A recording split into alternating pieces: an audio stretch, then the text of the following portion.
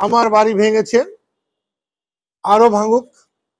বঙ্গবন্ধুর ৩২-এর বাড়িতে যখন গিয়েছিলাম আমার গাড়ি ভেঙেছিল, আরো ভেঙে যদি দেশে শান্তি স্থাপিত হয়, দেশের কল্যাণ হয়, আমি সবসময় রাজি আছি। আমি একটা জিনিস বুঝতে পারছি না, আমাদের বেসামরিক প্রশাসক এনায়েত করিমের মৃত্যুর মধ্য দিয়ে আমরা একটা স্মরণ সভা করেছিলাম। হাজার হাজার মুক্তিযোদ্ধা এসেছিল কাদেরিয়া বাহিনীর।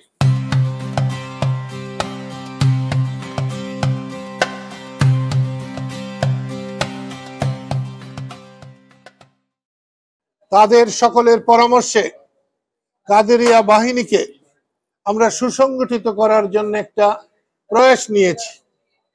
সেই প্রয়াসে ৩০শে আগস্ট ভুয়াপুর গিয়েছিলাম। সেখানে মুক্তিযোদ্ধাদের উপস্থিতি দেখে আমার হৃদয় ভরে গেছে। এখন আমার যাওয়ার পালা, সম্মানের সাথে যেতে চাই। সেই মিটিং এর পরে দেখলাম কেউ কেউ স্লোগান দিয়েছে, জয় বাংলা হবে না, জয় বাংলা থাকবে না, দালালরা হুঁশিয়ার। তো দালালদের হুঁশিয়ার বললে আমাদের কিছু যায় আসে না, আমরা জীবনে দালাল ছিলাম না, দালালি করিও নাই, দালালের হুঁশিয়ারিতে আমাদের কিছু যায় আসে না।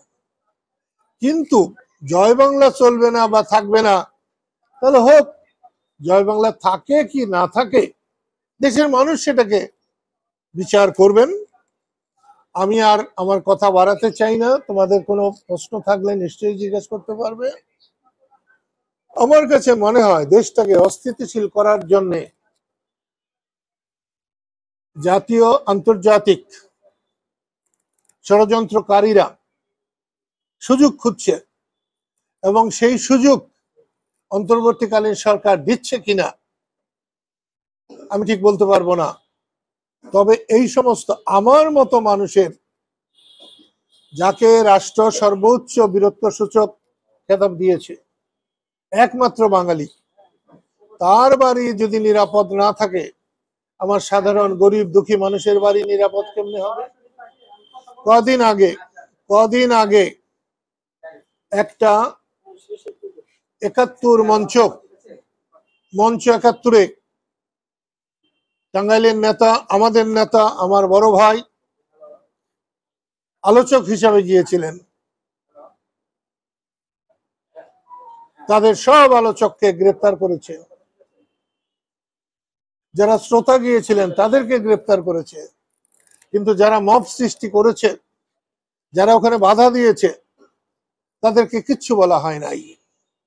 এটা একটা ন্যায় নীতির ব্যত্যয়, আইনের ব্যত্যয়।